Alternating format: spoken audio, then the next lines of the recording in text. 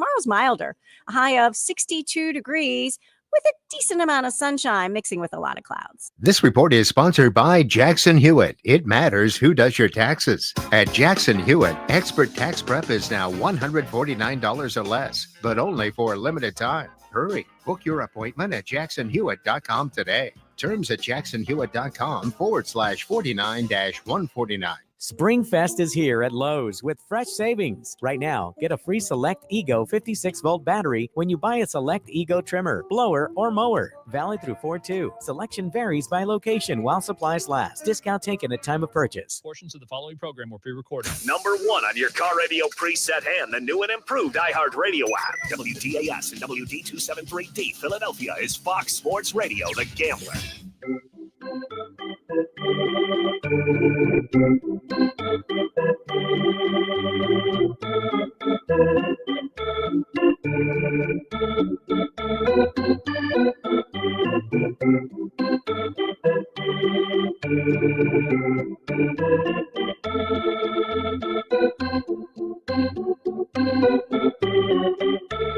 Ball game.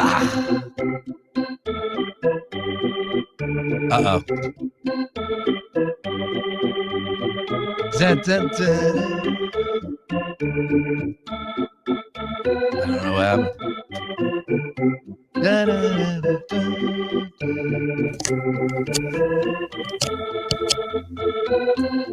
2, 3 strikes, you're out at the ball game. Ladies and gentlemen, boys and girls, bring it on in. It's the Daily Ticket. Come on. I need a little bit more. Sam Oshtry from The Score. What mic you on, 2 or 3? I'm on 2. All right. Let's go. We got a lot to cook up here today in the Daily Ticket. We open up the show, of course. Opening day, Major League Baseball. Your fighting's back in action. 162 coming right down the center. Are you ready? Are you a baseball guy? I'm a Phils guy. Okay. I'm a big Phils guy. Good answer. MLB guy, not so much. Ladies and gentlemen, boys and girls, right now, like literally 10 feet away from us is one of the biggest stars Hollywood has ever produced. Philadelphia's own Will Smith right now currently at iHeartRadio in Philadelphia. Now, I'm sure maybe I shouldn't be putting it out there because then people will be flooding the street, but he's Big Willie. Pretty cool. He's Big Willie style. Now, here's the deal. Will is, like I said, a huge deal. So when he decided to do iHeartRadio in Philadelphia, the Gambler, I guess, wasn't on the list. Guess not. Doesn't want to talk sports, I guess. Who knows? Well, he did go on with Buster and Ghost, and they have that 76ers connection there. So shout out to those guys. Nice work there. And then now he's doing the run with Power 99. He's got history with Cosmic Kev and all that. Like, Cosmic Kev is a legend. Mm-hmm. Dude's been doing it so long, still doing it. And the crazy thing is, it's like, in that world where you're able to be on the radio and still communicating with kids, the demographic, like how, I don't know, but that's Cosmic Kev. He's still doing it at a high level. And mainly one of the big reasons why is because he has guys like that. He brought Meek Mill on. He's boys with Will Smith. Like he is Philly. So he's in there doing his thing with Cosmic Kev on Power 99. I'm sure you hear those cuts all throughout the course of the day and week. And so, but I'll tell you what, Will is rolling deep, Sam. He sure is. Walked in here. I didn't know. I thought the president was here. He's probably got 15 people with him. At least. Just scattered across the office. I don't know if I could hang with 15 people a day. Could you imagine like having to go everywhere with the Gambler gang? Yeah, with the whole crew. What do they all do? There's like security, driver, Uber Eats guy, gets the food. I don't know. Like, what do they all do? Definitely security. There is a gentleman out there that is right up against the doorway and looked at me as I was just like walking in my shades, and I was like, "Hey man, how you doing? I just got to go to work. Got to inspect you." Yeah, exactly. All right, we do have Luke Arcaini, from Will Smith to Luke Arcaini. Same status of legend as far as I'm concerned. That's it. Luke Arcaini will be joining us coming up at 3:15, and we will hit on some Phillies and Washington Nationals opening day discussion. And of course, the ball being dropped by Rob Manfred and company for not scheduling games throughout the course of the day today. I have no idea when that changed. I have no idea why that is. Is opening day early too this year? I feel like it was never up against the Sweet 16. It was like usually early, closer to April, maybe. It's always around this point, and it shouldn't start till April. Hell, they shouldn't start playing games until May. Yeah, like just they don't want to shorten the season because it's going to take money out of the owners' pockets. But that's why every league won't shorten the season, correct. Even though they should. Yeah, correct. You're right about that. But Luke is going to join us. We'll talk a little bit about Wheeler. My two takes for this, since you're a Phillies guy. Yeah.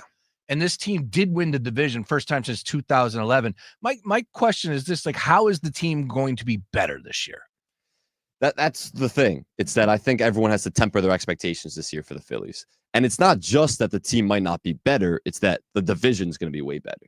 You have the Braves, who are her favorites to win the NL East. You have the Mets, who are one of the best teams in baseball. 3 of the top 5 favorites to win the World Series are in the NL East. So when you have a much harder division, and of course we know the Dodgers are the best team in baseball, shortest preseason odds to win the World Series since 2003. At plus 275 and trying to become the first team to go back-to-back since 1999 and 2000 when the Yankees did it. So when you have such a great division and such a great league, it's not that the Phillies might be any better. It's that they may be worse simply because the division's better, the league's better, and there's tougher competition. But that's why I think everyone kind of has to temper their expectations because there weren't monumental improvements that they made. They're kind of running it back. Some growth around the margins with obviously some new bats. But this is a team that really is running it back. I like that growth around the margins. Yeah, that's really what it is. Are you a CNBC guy? Is that what you are? Well, right now the Phillies stock is pretty steady. I wouldn't say it's not a good time to invest, but it's also not a good time to sell. I'd hold out on it right now. You got to see where it goes. Like that's why the expectations are tempers. Think about the last 2 seasons. The last 2 seasons, you go into those years expecting to win the not to win the World Series, compete for a World Series title. Especially last year after the Diamondbacks collapse in the NLCS. This season, obviously I think everyone wouldn't be shocked if we got to the World Series or won a World Series. We have the talent to do it, but after the way the last 2 years ended, after how good we've seen the Dodgers are and how good the Braves and Mets could possibly be this season in our own division, I don't think the expectation is a World Series this year. I just don't.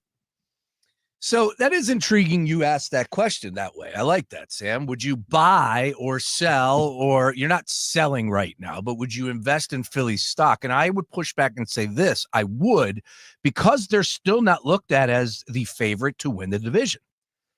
There's money to be made on the Phillies. If you are a Phillies fan, you absolutely should have them to win the division. That's because the division's so tough. They still have top 5 odds. Tied with the Mets, number 4 at plus 1,000 last time I looked, to win the World Series. So it's still considered one of the best teams in baseball. That's just that the division's so good. Plus 215. Like the Braves are plus 110. I would not say buy the Braves stock. If the Phillies were in the Braves position with that number attached to them, I would say no. I would say hold. Instead, the Phillies, I think I would argue against that and say right now, sure, buy plus 215. Buy this team right now, because if this team reaches their potential, plays to what their expectation is, long season, anything can happen, ups and downs, dips and valleys, all that. But if they do, I would say that this number is only going to go one way, and it's down. Yes, it depends really. Talking about long-term Philly stock, it depends when you invested. Because if you bought the dip 3 years ago, like everyone should be buying the dip right now. Yeah, that's what they say. On another note, good luck. If you bought that dip, then it's your Philly stock is at an all-time high. But if you bought it maybe at the beginning of last season, and obviously the expectations last year were to get to the World Series, it didn't come close to happening. The one division, have a great regular season, fall off towards the end of the regular season, disappointing playoff exit to the Mets. If you bought it after last season, then the stock is low right now. So that's why I really think it's a hold and wait and see approach with the Phillies, because they're really just running it back in a really tough division and a really tough league. Well, we'll talk to Luke coming up here in about 5 minutes. We'll bring him on, and we will get his thoughts on everything as far as long-term, how this team will be better. I will just say that I believe Trey Turner can be a better player, definitely at the dish. Well, and specifically at defense too as well, but definitely at the dish. He had an okay season last year. 295, 20+ home runs. Definitely. Like, when it all broke out, you expect more from Trey Turner. He'll tell you he should have been better, but I think they could get more from him, and I do believe that this starting rotation can be better as well. Yeah, I'm with you on that. Especially in the postseason. We'll see what happens with Suarez. Obviously, he's starting the season on the IL, so we'll see what happens with that. But I do think the bats are the big thing. Like everyone's been talking about, they got to get on base at a higher rate and stop chasing and just get guys through and get guys home, and that's how they have to score runs, because that's how you produce runs in the playoffs. And you don't want to just turn that on in the playoffs. You really gotta work on that throughout the regular season. Obviously, swing at 2-0 counts too much and trying to shoot for the fences on that. So I like the change, having Turner go leadoff and Schwarber in the 4 slot. I don't love necessarily the rest of the lineup, but in terms of that top 4, I like that change, and I think it's worth change for Topper to make. Yeah, I'm right there with you on that one, and I think that's going to be a little bit of a difference that they're going to have to get through, and we'll see if it works out. But ultimately, long season, and nobody's going to lose their mind over anything on this station over here. So you're going to get the perfect amount of concern, or as far as optimism, pessimism, whatever it may be on this station, especially when Luke joins us throughout the course of the season. With that being said, let's go ahead and real quick. Have you seen Will Smith out the door? I have not. Did he leave? I don't know. Can we flag him? I don't know. If I had one thing for Will, I would just simply ask him quickly about Summertime, and I would tell him my favorite movie is Hitch. Never seen it. Oh man, it's a great movie.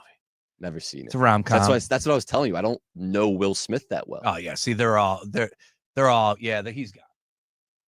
There. Oh, let's see. They're all making moves out here. Look at how deep he's rolling. I'll filibuster. My favorite Will Smith movie, Bad Boys. Probably the first one. I just started getting into the Bad Boys very recently, and I haven't even seen the new one yet.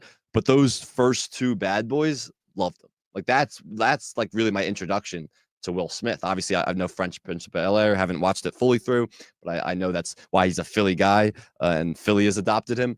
Not like the biggest Will Smith movie guy. All right, he's making moves right now. I see cameras. Cameras. Brace sees cameras. Charlie Mack's in the building. If Brace can go out there, and get Will Smith, that's what working here. Great radio. But if we can get Will Smith, it will be great radio. So he's going to see what he can do. In the meantime, let's talk opening day. They out there pushing right now. He is deep. He's deep out there. It's like there's cameras. Is he actually out there? Yeah, he's right there. Oh, he's right there. Look at that. The whole office is right there. Whole office. Yeah. There's about 15, just so everyone understands the scene right now. Will Smith, obviously outside. There's about 15 guys with him. Let me take a look. Look at this. He's right there. Right. He's right there.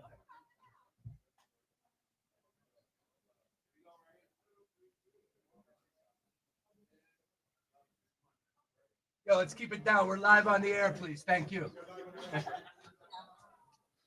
I was playing. That was a joke, just so you know. All right. All right. Will Smith in the building, ladies and gentlemen. How about that? Hopefully man? everyone can excuse our 5-minute thing so we can go say hi to Will Smith. Doubt it. You getting in that line? No, absolutely not.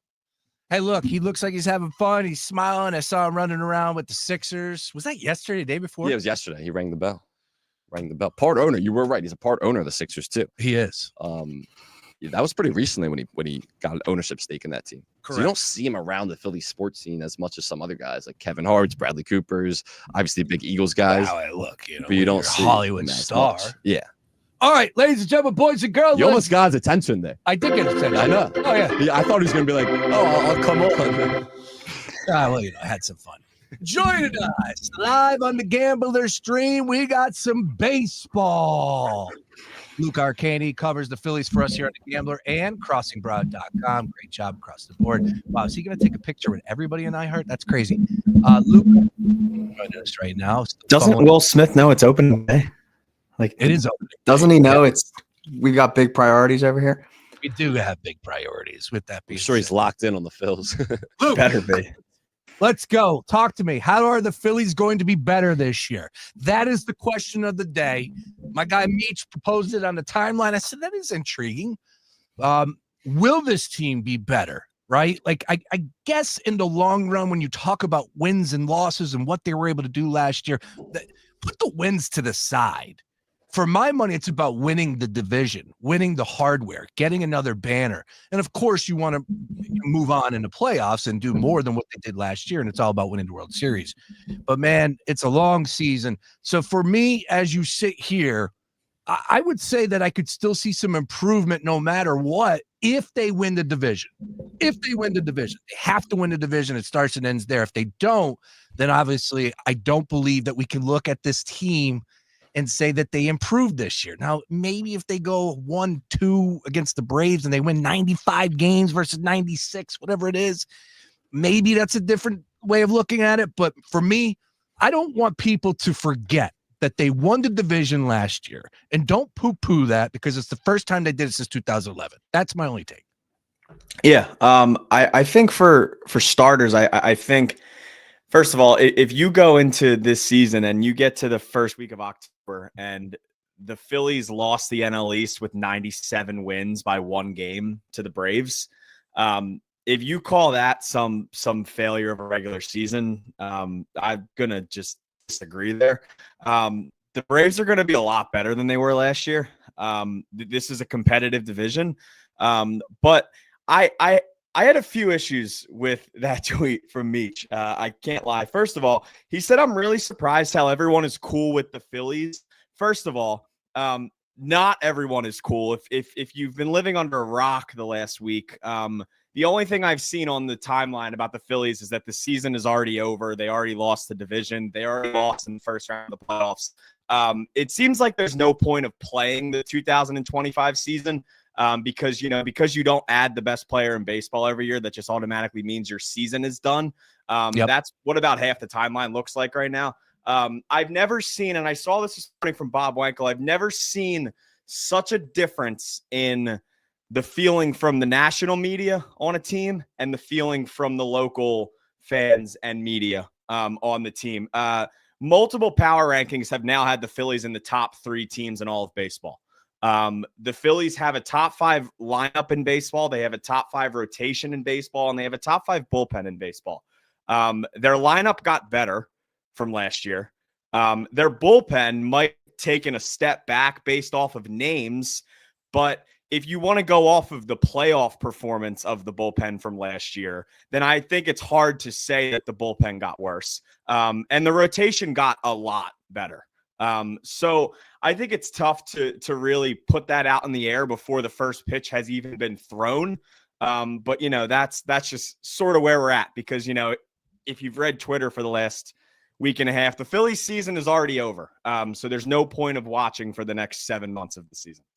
So Luke, what should we expect from the Phillies at this point? Like what I was saying earlier was, I think we should temper our expectations just because of how good the division is, how good the league is. Obviously, with the Dodgers, shortest World Series price since 2003, and we know how stacked they are, even though it's really hard to go back to back.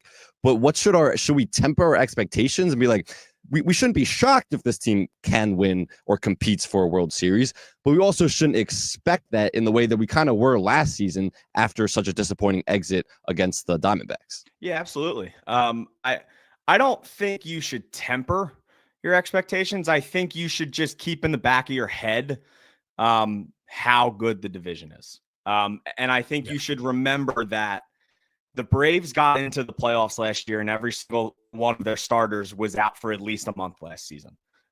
So like the Phillies can still go win 95 games, get to the NLCS, get to the World Series and lose the division. Like we've seen. And I feel like in the beginning of the season, we always sit here and we say they have to go back and they have to win the division. Obviously last year was great. They won the division first time since 11. But then we got into the playoffs and we had that bye and we sat there for a week while the Mets got hot. And after we lost, a lot of people, including me, was like, hey, maybe winning the division isn't priority number 1, right? Like maybe that's not, and yes, you want to win the division. You want to celebrate winning the NL East. But if the Phillies go and win 96 games this year and lose the division to 1 game by the Braves, and you go in and you get like a Brewers team or a Cubs team in the wild card round, that's completely fine with me. So it's not necessarily tempering them for me, but it's really just remembering what division you're in, but at the same time also remembering how good the Phillies roster is. As we have our first home run for the New York Yankees. Yeah, Young 1-0 there. well. Place is rocking. Yeah. That was a moonshot. All right, Luke, let's get to the game. And of course, we got the Phillies and the Nationals ready to get it going at 4:00 here. And as far as Wheeler is concerned, your expectations today are what? Yeah, I don't expect Wheeler to be out there for 110, 115 pitches. I would say he'll probably give you around 6 innings today.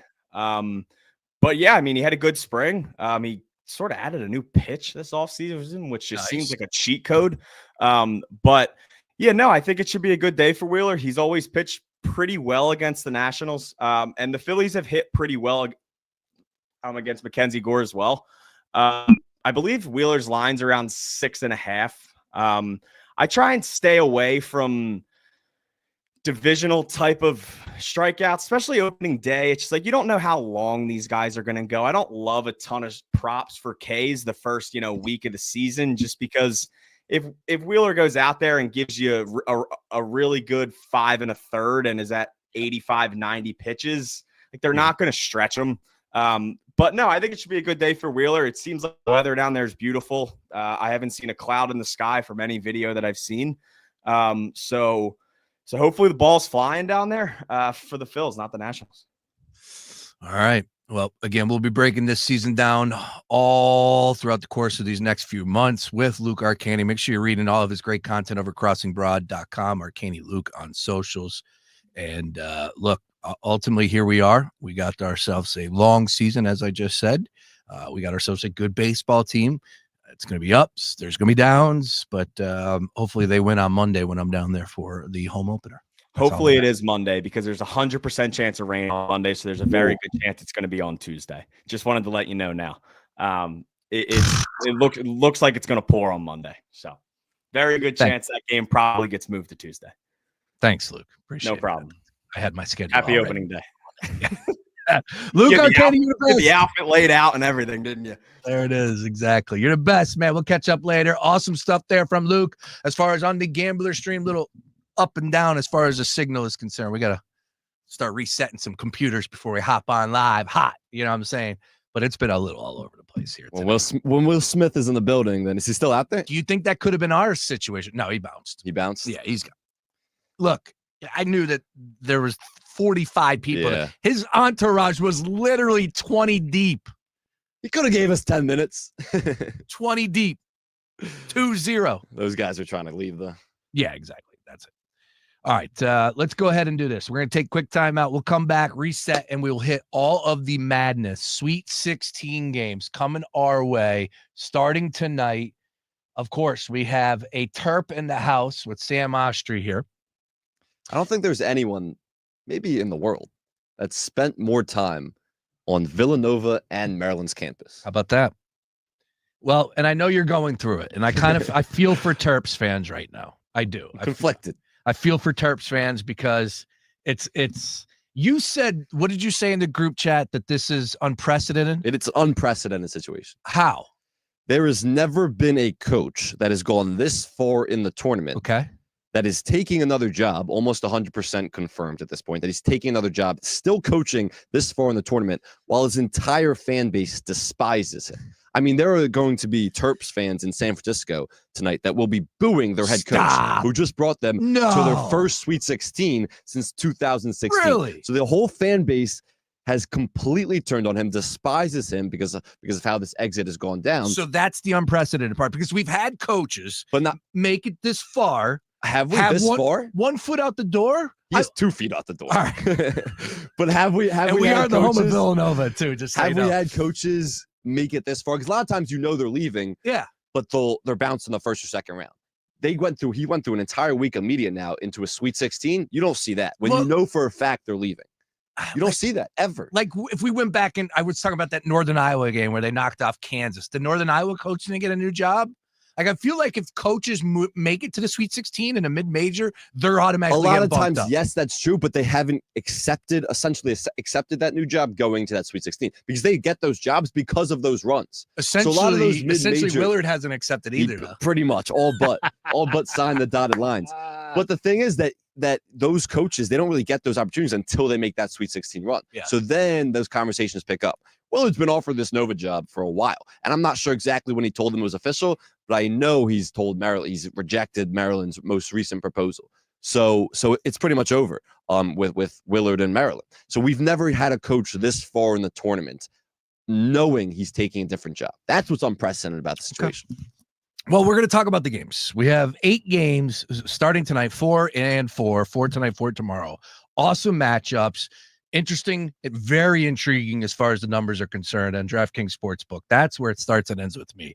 We got some big-time numbers. 9.5 is Duke favorite tonight. 6.5, Maryland's catching from Florida. We got a 4.5-point spread and a 5.5-point spread. We're going to bring them all down and try to steer you in the right direction. And, oh, by the way, Villanova fans and Maryland fans, stick around because there's a lot to discuss that has to do a lot with both programs here. And I do feel for the Maryland alum, Maryland fans, because this is a moment where you should be just so excited and fired up for tonight's game. And I would imagine you still will be, but there's definitely, something in the back of your mind that maybe isn't complete in the whole process here. So with that being said, quick timeout, other side, all things Sweet 16 and madness. Sam Oshtry from The Score, who was featured in a Barstool article off the jump. How about that? Yeah. Yes, sir. Shout out Nate, fellow Terp alum. Is he really? Yeah. Oh, okay. Yep. Yeah, no one likes Nate. Yeah. I was going to say it, but you can. Spider. They call him Spider off of, what was the Italian movie there? He wore like a spider mask or something. No, well, Spider, from what I believe, is oh, come on, Sean. What is your deal? Why can't I come up with that movie? Spider was this dude that was like, he shot him in the foot. Spider-Man? No, he was this little punk kid who they bossed around. And it was with Pacino and De Niro, not Pacino, Ray Liotta, De Niro, Joe Pesci, and he shot him in the foot. I can't help you. I barely knew Will Smith's movies. I haven't even seen Hitch. Oh my God, I can't. You should slap me that I can't come up with this movie right now. You should simply slap me. I give everybody the approval to come over here and give me a whack. I'm scared to even say it out loud because that's how bad it is. Spider movie. Could not help you. You know who you need right now? Jansen, the movie guy. Jansen doesn't know this one either. He knows every movie. No, he doesn't. He knows every movie. No, he doesn't. Movie expert. He does not know this one. He does not know, which would be, if I could just come up with it, for crying out loud. I'm so ashamed of myself. Goodfellas. Oh my God. I know that movie. Even I know that movie. You didn't know Spider? Because I don't know it that well, but I know that movie. All right. Daily Ticket rolling out. More after this. Buckets, brackets, and bankrolls. He's going to try to get Alabama off of the court. March's real madness starts here. It's The Gambler. Lose weight with Ozempic or tirzepatide with Future Health Weight Loss. Fox Sports Radio, The Gambler. Now, total traffic for Philadelphia. Westbound Schuylkill stopped approaching Vare to the Vine Expressway. All lanes are blocked with the car fire cleanup. Then further west, crawling Montgomery Drive to the Boulevard with a crash taking out the 2 right lanes. Eastbound Schuylkill Jam, Montgomery Drive to south. 95 southbound crawling Street Road to Academy with a crash. Tutela total traffic. This report is sponsored by Jackson Hewitt. It matters who does your taxes. At Jackson Hewitt, expert tax prep is now $149 or less, but only for a limited time. Hurry. Book your appointment at jacksonhewitt.com today. Terms at jacksonhewitt.com/49-149.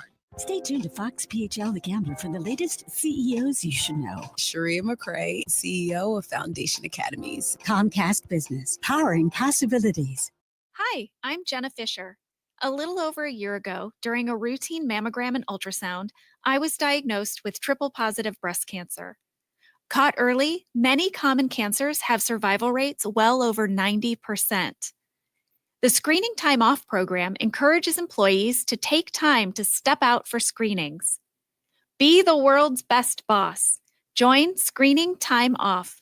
Learn more and sign up at workingwithcancerpledge.com. We rely on our cars a lot, but maintenance or breakdowns shouldn't slow us down.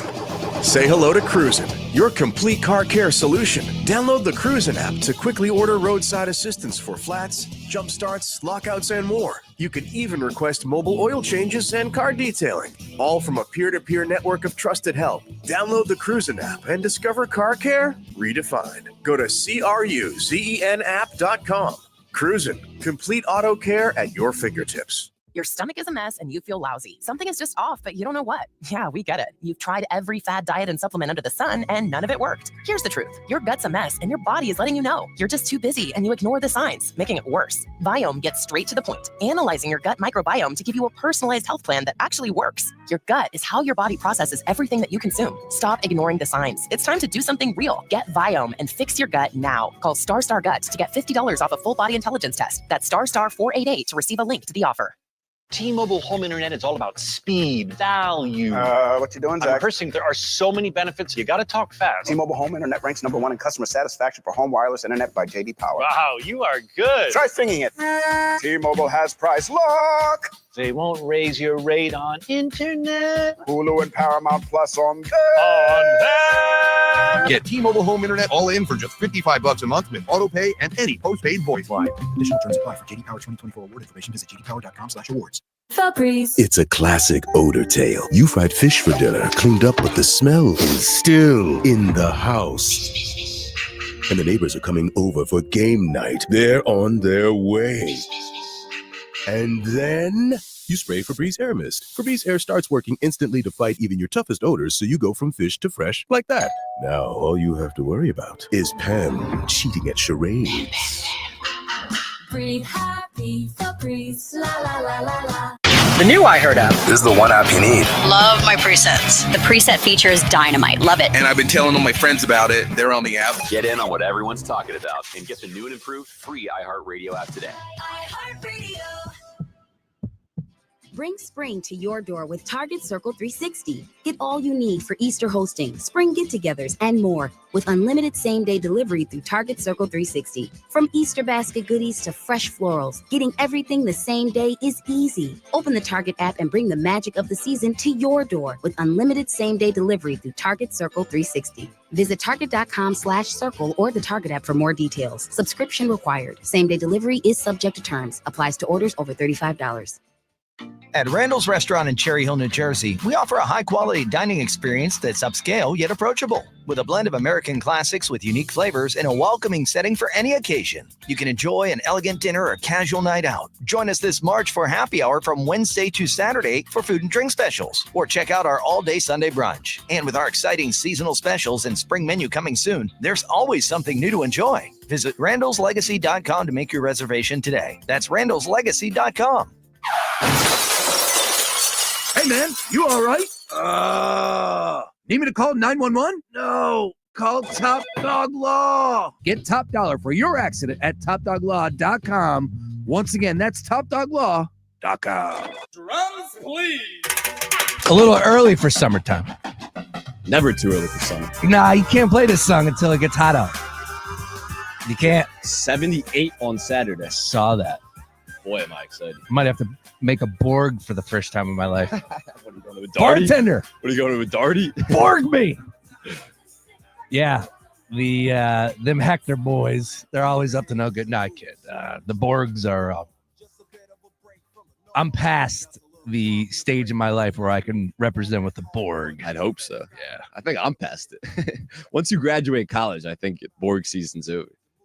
But not for everyone. Not for the Hector boys, I guess. The Hector boys were representing during parades, so it's like okay, yeah, that's like a college event. Yeah, if you're gonna like have a day. Borg, yeah. We're playing a little Will Smith here because he was just in the building and now did not come by the Gambler. Did take a bunch of pictures with everybody. But when you are a small fish in a big pond, it's tough to get the big wigs. But would have been nice. We did say hi to him. Wished him the best, and we'll see what happens. Tall dude, very tall dude. And very tall, yeah. Probably a good hooper. You think about slapping Chris Rock that time. I don't think Chris Rock's all that big. So. No, I mean, Will Smith would kill that guy in a fight. Yes. Will Smith's That's a big why one. Chris Rock was scared. Who you got? Stephen A. Smith or Will Smith? Ooh, Will Smith. Did you see that boxing video of Stephen A. Smith that LeBron posted? Did LeBron You didn't post see it? that? Oh my God. LeBron didn't post it. Look at his Instagram. LeBron James' Instagram. He posted a video of Stephen A. Smith boxing from a few years ago. Stop. Where he looks not like the greatest boxer, let's just say that. And that's why Stephen A. went on a 15-minute soliloquy this morning on First Take to address all of the LeBron stuff. That's what it was. King James. I don't love that he was calling out Windhorse. My goodness. Hilarious, he posted right? that. So petty.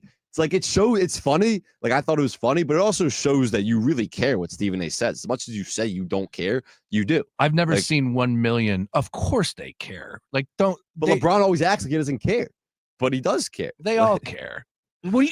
LeBron acts like he doesn't care about what Stephen A. says. Like, oh, I don't care as long as not about only about my family. That's why I had to say something. You just posted on your Instagram tens of millions of followers a video of Stephen A. Smith. That's how petty you're getting. I've never seen the numbers like that before. I mean, it's hilarious. Objectively, it's hilarious. 1 million shares. That's 1 million shares on the paper plane Arrow, whatever that is. 1.7 liked it million. 130.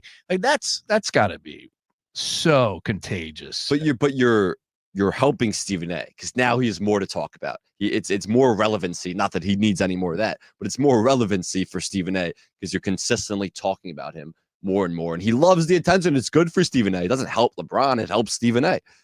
And that's why it's like, all right, LeBron, just give it up. Just give it up. Yeah, at the end of the day. And Stephen A. also has believe it or not, it's kind of crazy to say, he kind of has the bigger platform because he is talking on air all day, every day, all over social media, all over the biggest sports network. My dude's breaking down Lakers and then talking about Gaza and Palestine and Israel like in the next hour. It's like, come on, dude. Yeah, he versatile. Very, very. Yeah, and look, people are taking that clip and running with it. I would just say this. Every time that I've talked to Stephen A., he's been very nice, very cool, down to earth. He did you want to talk about a quick hitter? I had him at the Wells Fargo Center, real quick, boom, had him for 3 minutes, could have got 5, 10 if I wanted. He super nice, down to earth dude, and has just made a huge place for himself and built up an unbelievable empire. Was fired from ESPN. Look, he's a blowhard, he's a gas bag, but the world is filled with them. Television's filled with them. He might be the loudest voice. I don't mind Stephen A., but I will tell you right now, I was so close to just putting his name in to the mute. Yeah. Because I'm over this. And I'm like, there's a lot more names. It's to the point that like there is nothing but poison on my timeline. Yeah, and it's so mentally. This has been the worst year of NBA coverage ever that I can ever remember. And I think a big reason why is because some of the best voices who were covering it and talking about it, like Zach Lowe, like JJ Redick, some of those guys are out of the business or out of commission this year, I guess. Mm-hmm. So that's a big problem. There's been way more coverage about the media personalities and the pettiness and the beefs around the NBA than there is on any actual basketball. Correct. And usually the drama sells in the NBA, but it's like the transactional drama. It's okay, where's KD getting traded to? This year, it's legitimate beef between media personalities and NBA players. It has nothing to do with basketball. And look, it's funny. Like I'm guilty of consuming that stuff and talking about that stuff because people care about it and it's entertainment and it's what the audience wants, which is why it continues to deliver and why Stephen A. Smith is as popular as he is, whether people love him or hate him. But it's just like, can we talk about basketball like once or twice, maybe? Yeah, and it falls into the same conversation with college hoops right now, where I'm kind of frustrated when you have a guy like Jalen Rose who is brutal. And I love. God, tell me he's been on the last 2 Terps games. And I love Jalen. He doesn't watch college basketball. Like, admittedly, he admits he doesn't watch college basketball. Why is he there? It's a great question, especially because they have a 2-man, or it was a woman, Lisa, who did a great job as play-by-play, and with Robbie Hummel. So they had a 2-man booth. I'll even stop you there, Sam. There's so many great people, personalities, voices in college basketball, and especially on CBS. Yep, I'm with you. CBS has great talent, and it's like, dude, what are we doing? Again, numbers are through the roof, so now they can point to that. The numbers aren't because of the announcers. Well, they can point to it, and that's the unfortunate part. Because it's the same thing with Stan Van Gundy, who does a great job. He's a brilliant color analyst. He admitted, I didn't really watch any college basketball before the tournament, and he was on a lot of calls. He's like, I'm going to cram this week. I'm going to do my studying, and I'm going to know what I'm talking about. And he does. But he admits, he's like, I don't watch college basketball. But he's good on the broadcast. But he's great on the broadcast. Jalen's not great good on NBA. Jalen brings nothing. I know. I agree. The point is just have college basketball guys stick to college basketball and have NBA guys stick to NBA. It can't be that hard. You have plenty of talent. Well, they think the crossover and knowing those names, and of course they're bigger than college hoops and so on and so forth has helped. But that's how they think. This is a larger conversation, and it goes into the Tom Brady point, where I don't get the Tom Brady contract. I don't get signing Tom Brady to be a color analyst. No one is tuning into the games because of a color analyst. That's fine. So why are they giving these guys all this money? It's not about the name. Because of those commercial breaks. That's why. What are in the commercial breaks? People are signing up to advertise with Fox because Tom Brady is such a selling point as far as advertising is concerned. Yes, huge. But your numbers aren't going to be better. Don't your numbers matter more than anything when you're dealing with advertisers? They're not going to be better or worse because Tom Brady. Like, I don't know a single person who's like, oh, I wasn't going to watch this game, but I'm going to hear Tom Brady's voice on the call, so now I'm actually going to tune in. Are you sure? Because I think the numbers might be, again, we're talking about NFL. So it's like the same thing with college basketball. We're all watching, and I guess college basketball is doing better than years before. That's fine. But it's not because of the announcers. It's not because Charles Barkley. But Brady's different, though. I would push back on that. And I think he's do you know? Forget if Brady's good or not. That's a different question. All right. Who do you know that's like, I wasn't going to watch this football game, but now I am because Tom Brady's calling. Nobody. Exactly. I don't know anybody. In the studio, it's different. You might not watch a studio show or watch one because of a personality. But if Fox hits you up and you're a business, Microsoft, and blah, blah, blah, blah, blah, Tom Brady. Oh, by the way, let's not forget about the already multiple businesses that he is dealing with, that he's an ambassador for, that he's bringing with him. So that's part of the combination as well. And I just think as far as Fox is concerned, if they call up Microsoft, hey, I got Kevin Burkhardt and Greg Olson. Okay, cool. Hey, I got Kevin Burkhardt and Tom Brady. Now you got me. If they're doing advertisements for them for commercials, that's what it's all about. But how does that? Doesn't Brady get the actual profits from that if he's doing commercial with them rather than Fox?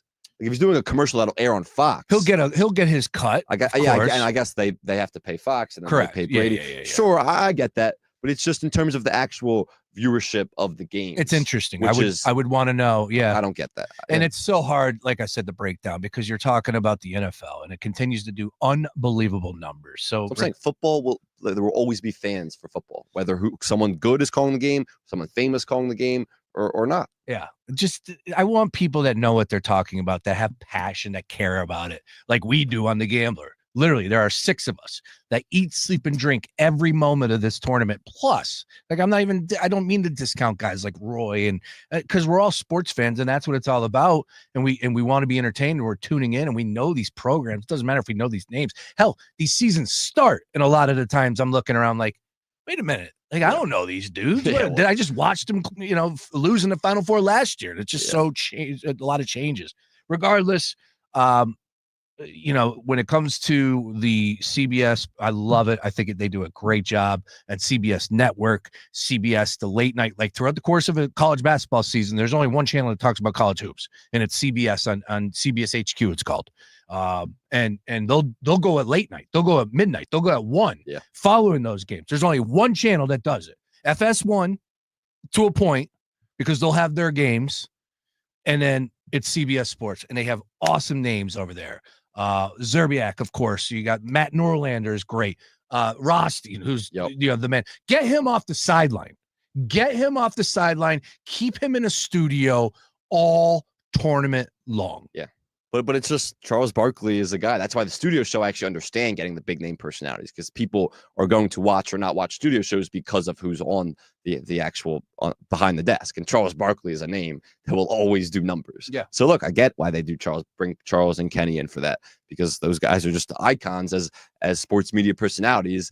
And Rothstein's great because he knows college ball, but he's not the selling point that Barkley is. Well, he should be. And Fanta. Give me Fanta as well. Get Fanta. Let's go. Come on. Is he CB? He's Fox Sports. He's Fox. Yeah, he's Fox. He's the best. All right, let's dive into these games. What do you say, Sam? And then first, I want to open up, of course, with Maryland and Florida. That's the 7:39. It's the second game on the evening here. 6.5 for Florida. 157.5 is your total.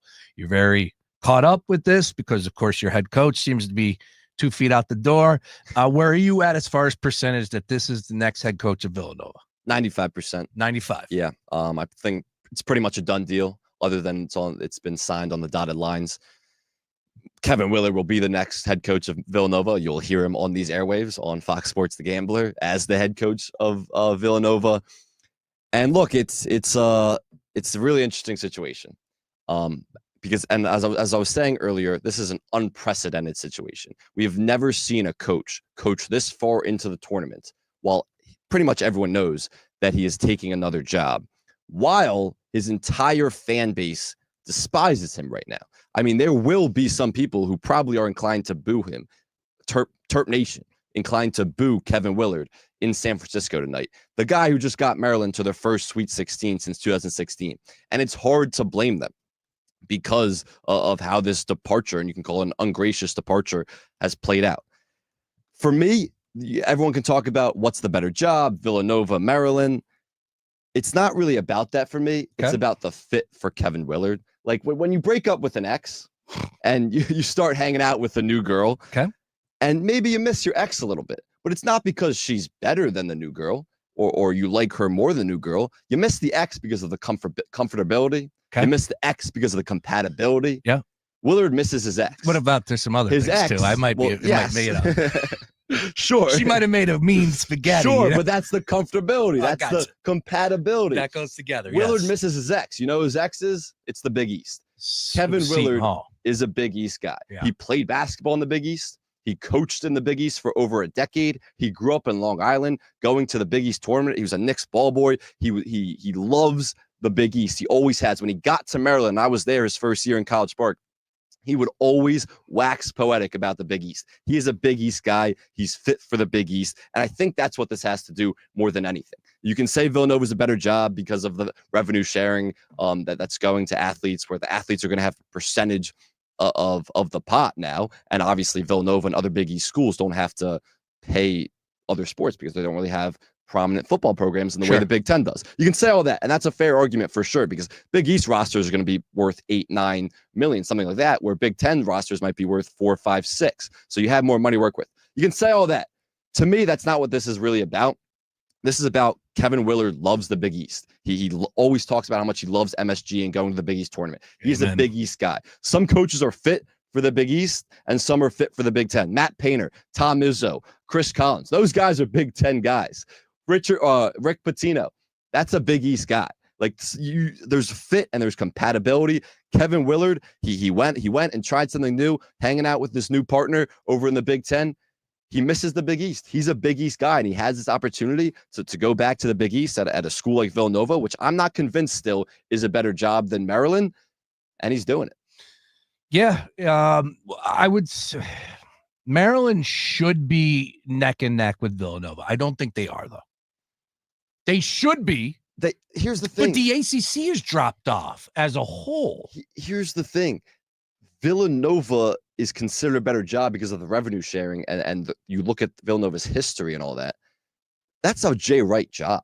Like Villanova, yes, they won a national championship in 1985. They were an 8th seed. That was a magical run. Yeah. Villanova's had pockets of success. Villanova is Jay Wright made Villanova what it is. 100%. They don't have that tradition of excellence that a lot of other prominent programs do. 100%. That is a Jay Wright thing. Maryland, they've obviously struggled. First Sweet 16 since 2016. Won a national championship this century, though, in 2002. Gary Williams was awesome. Yeah, he was obviously great. And Turgeon had a lot of success there, too. Most coaches who've gone there have had a lot of success. it's still a better basketball school to me. It still has the history, tradition. It's a bigger basketball brand to me than Villanova. Jay Wright himself is a bigger brand. I don't think the Villanova as a whole is a bigger brand. It's hard. Like I said, for me right now, and I don't know about the revenue share because that would be ultimate. That would be the balls and strikes. That's the bold print, right? Like that's how we could tell what's a better job, right? In 2025, well, not necessarily. I'll tell you why.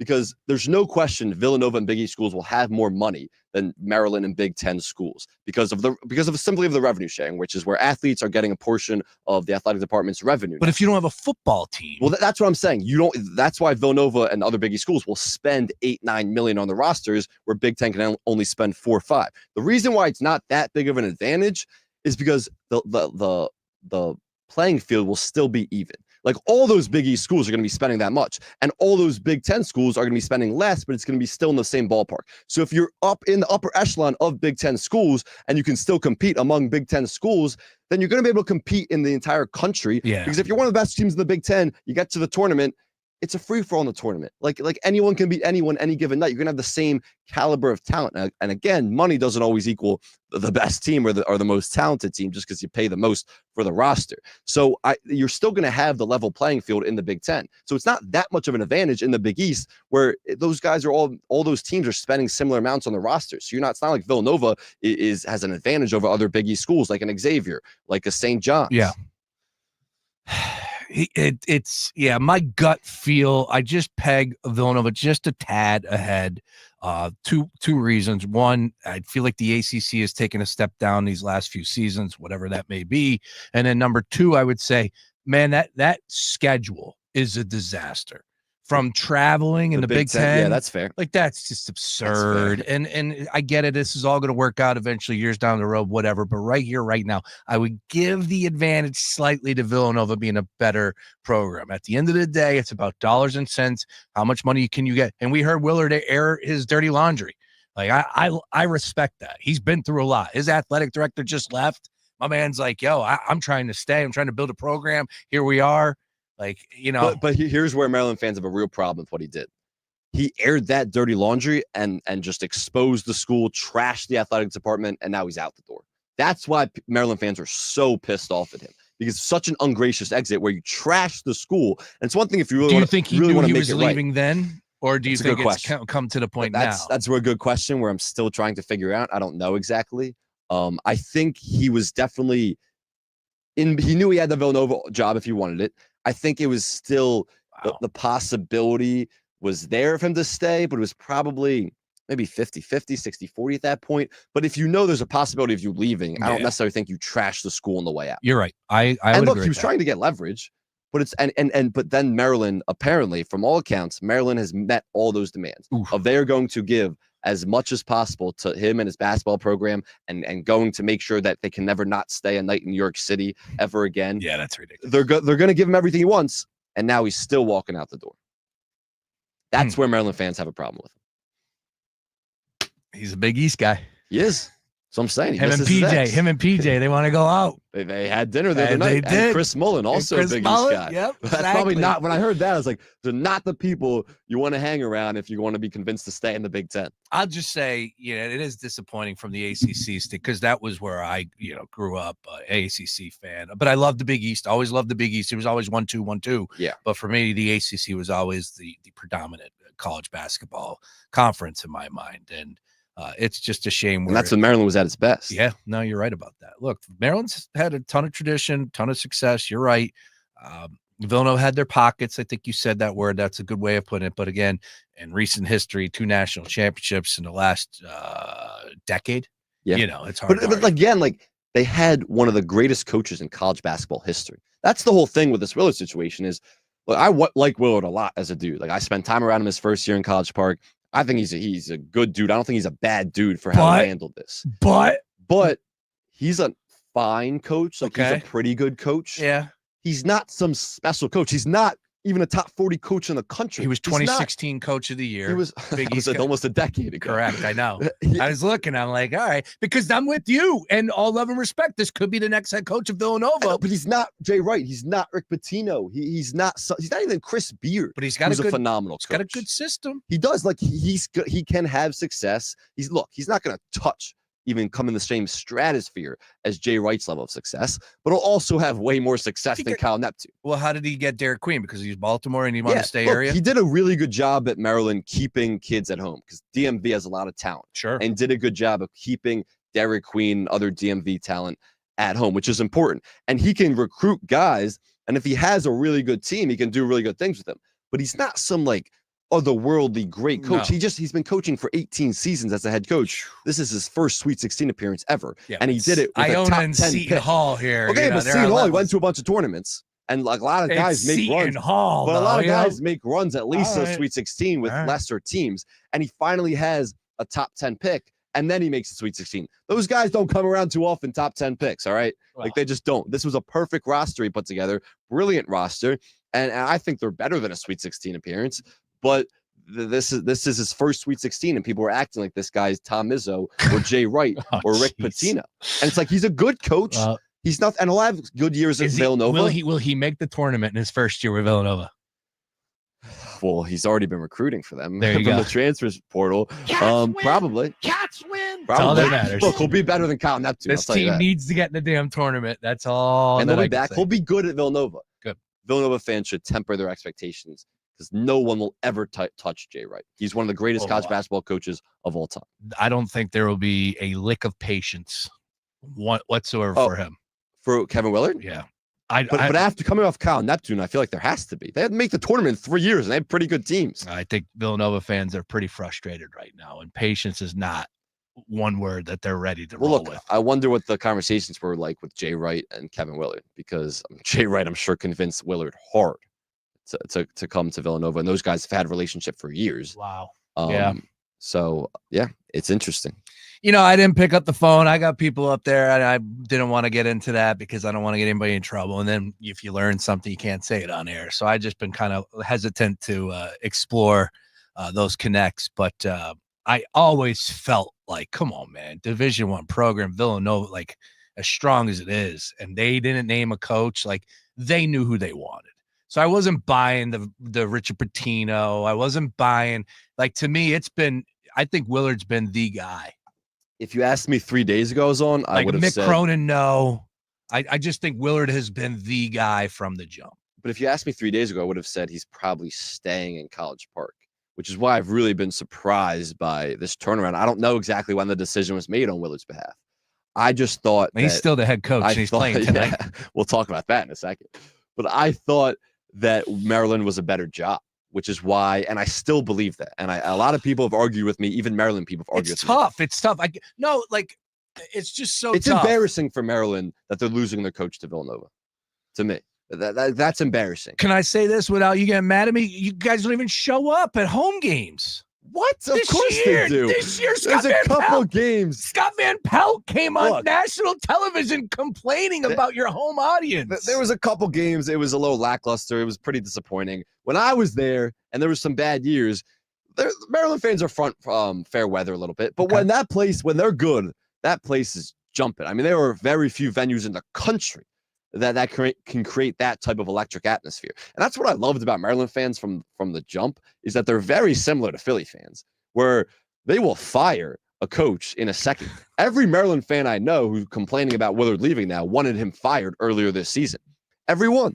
And they are very passionate about Philly, like Philly fans, and they are passionate about their coaches, especially, and have strong takes about when they should be fired or hired or all of that, which is what I always appreciate about Maryland fans, the passion. But they'll show up. They'll show up. All right. Good stuff.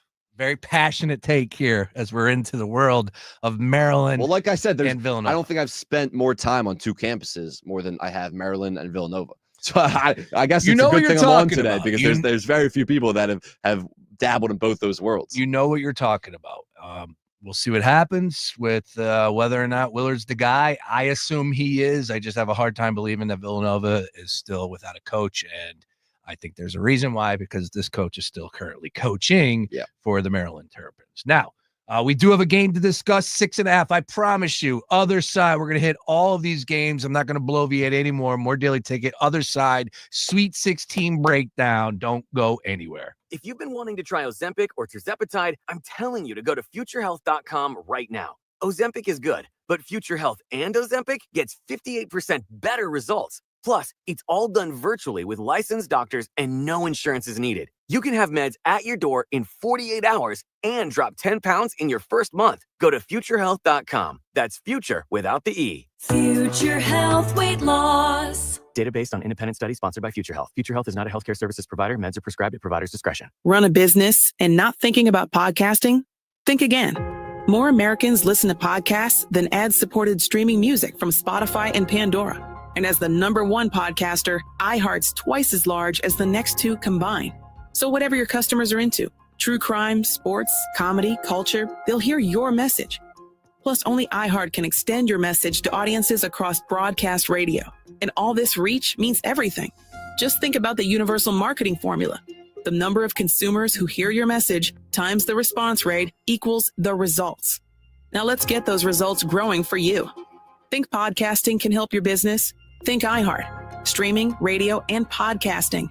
Let us show you at iHeartAdvertising.com. That's iHeartAdvertising.com. Or call 844-844-iHeart. One more time. Call 844-844-iHeart and get podcasting working for you. I'm Joe Cordell, founder of Cordell & Cordell. Divorce is complicated, especially when your small business or professional practice is involved. At Cordell & Cordell, we understand it's not just about protecting your livelihood, but safeguarding your legacy. For 35 years, we have helped doctors, lawyers, and small business owners navigate divorce with confidence. Visit CordellCordell.com to schedule your consultation at our Philadelphia office today. Cordell & Cordell. Offices in Philadelphia, Radnor, and Allentown, Pennsylvania, and Mount Laurel, New Jersey. Joseph Cordell, licensed in Missouri and Illinois only. Michelle Ferrari, licensed in New Jersey and Pennsylvania. CEOs you should know, brought to you by Comcast Business. Sharia McCrae, the proud CEO of Foundation Academies in Trenton, New Jersey. Foundation Academy is a K-12 charter school in the city of Trenton. Our mission is to empower our scholars to excel in learning and lead purpose-filled lives through pushing for excellent quality instruction every single day. And so what that looks like at Foundation Academy is ensuring our scholars have everything from food and shelter to enrichment activities and tutoring and sports, college tours and field trips, equipping them and opening the door for opportunity and access for every single scholar to pursue their passions, whatever that might be. During this time that we're living in, there's a lot of fears and a lot of uncertainties. But the one thing everyone can be certain about is the opportunity to impact the life of a child. At Foundation Academy, we're always calling on folks who want to be a part of that, who want to have the impact, have the heart for children, because they're not just our future, they're our today. Join us in this movement to really change lives through education. You can visit us on our website at www.foundationacademies.org. Comcast Business, the complete connectivity solution, cybersecurity, internet, and mobile, all from one provider. Comcast Business, powering possibilities. This is the sale you've been waiting for. The Macy's Spring VIP sale is here. Exclusive savings on the season's most loved brands with an extra 30% off Avec Les Filles, Karl Lagerfeld, DKNY, and more. Plus, get 15% off beauty essentials from MAC, Armani Beauty, and too many others to mention. So get to the Macy's Spring VIP sale now and shop brands you love at prices you'll love even more. Savings off regular and already reduced prices. Exclusions apply. At Jackson Hewitt, expert tax prep is now $149 or less, but only for a limited time. Hurry, book your appointment at jacksonhewitt.com today. Terms at jacksonhewitt.com/49-149. This is 11-year NBA veteran Katina Mobley. This is what's trending from iHeart Sports Network. Presented by Thrivent. John Tortorella is out as the Flyers head coach, fired today with the team riding a 6-game skid. Associate head coach Brad Shaw leads the team against Montreal tonight. Penn has their new men's hoops coach. They hired former Iowa boss Fran McCaffrey today. He takes over a program with just 2 NCAA tourney trips in the past 20 years. And MLB's opening day is here. 14 games are on the schedule, including the Phils visiting Washington. I'm Scott Davidson. At Thrivent, planning your finances is bigger than money. It's a way to support the people, causes, and community you love. Because the most important thing isn't what you're planning for, it's who. Thrivent, where money means more. Connect with us at Thrivent.com. Fox Sports Radio, The Gambler. Now, total traffic for Philadelphia. Traffic is stopped westbound Schuylkill approaching Vare to the Vine Expressway, where all lanes are blocked with a car fire cleanup. Then further west, you end up Girard to the Boulevard, remnants of a crash on the shoulder. Eastbound Schuylkill, stop and go Montgomery Drive to south. Tutela, total traffic. This report is sponsored by True Green. We're back in the miller's yard, who now use True Green. Their lawn started looking like a fairway, and pro golfers started showing up. They love playing this lawn. Get a PGA Tour quality lawn for as little as $1 a day at TrueGreen.com. Exclusions apply. See TrueGreen.com for details. I'm Jenna Fisher. If you're an employer, you have the power to save lives. The Screening Time Off program encourages employees to take time to step out for recommended screenings. Be the world's best boss. Join Screening Time Off. Learn more at workingwithcancerpledge.com. Febreze. It's a classic odor tale. You fried fish for dinner, cleaned up, but the smell is still in the house. And the neighbors are coming over for game night. They're on their way. And then you spray Febreze Air Mist. Febreze Air starts working instantly to fight even your toughest odors, so you go from fish to fresh like that. Now, all you have to worry about is Pam cheating at charades. Breathe happy, Febreze, la la la la la. At Jackson Hewitt, expert tax prep is now $149 or less, but only for a limited time. Hurry, book your appointment at jacksonhewitt.com today. Terms at jacksonhewitt.com/49-149. With Progressive Snapshot, you could save on auto insurance rates by driving safely, which is nice because you can just keep doing you. So keep on using that broken phone charger because it occasionally works. Keep quoting something you heard on a podcast as your own. Keep ignoring your sister's texts while you drive and after. And when baggage claim says, have a great trip, keep on saying, you too. And keep driving safely. And you could save with Snapshot from Progressive. Progressive Casualty Insurance Company and Affiliates. Snapshot not available in California or from all agents. Surcharge possible for unsafe driving. Bring spring to your door with Target Circle 360. Get all you need for Easter hosting, spring get-togethers, and more with unlimited same-day delivery through Target Circle 360. From Easter basket goodies to fresh florals, getting everything the same day is easy. Open the Target app and bring the magic of the season to your door with unlimited same-day delivery through Target Circle 360. Visit target.com/circle or the Target app for more details. Subscription required. Same-day delivery is subject to terms. Applies to orders over $35.